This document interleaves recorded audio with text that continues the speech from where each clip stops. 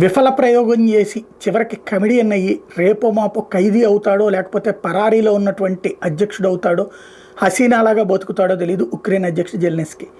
సొంత దేశాన్ని నమ్మిన ప్రజల్ని నట్టేట ముంచి అమెరికాని నమ్ముకుని తను వ్యక్తిగతంగా సంపాదించుకున్నాడు, తన భార్య వ్యక్తిగతంగా సంపాదించుకుంది, వేలాది మంది సైనికుల ప్రాణాలు తీశాడు, కోట్లాది మంది ప్రజలని రోడ్డును పడేశాడు. ఇవాళ రోజున చివరికి అమెరికా తూ పొమ్మంది, చీ పొమ్మంది, అదే ఉక్రెయిన్ ఆస్తుల్ని దోచుకోబోతోంది. అదే సందర్భంలో నాటోలో సభ్యత్వం దొరకదు, యూరోపియన్ దరిదాపుల్లో కూడా రానియరు.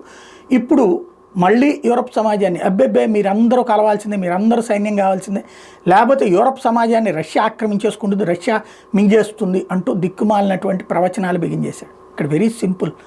యూరప్ సమాజం అనేటటువంటి దానికి అమెరికా వెన్నుదన్నుగా ఉంటుంది, ఉక్రెయిన్కి ఉండదు. ఎందుకంటే ఇది యూరోపియన్లో భాగస్వామి కాదు కాబట్టి, నాటోలో భాగస్వామ్యం కూడా ఇవ్వలేదు కాబట్టి.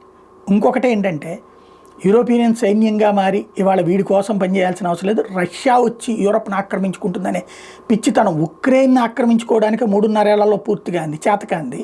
ఎప్పుడు చేయాలి యూరప్ను ఆక్రమించుకోవడం? ఆ మాత్రం కామన్ సెన్స్ ఆయా దేశాలకు ఉండదా?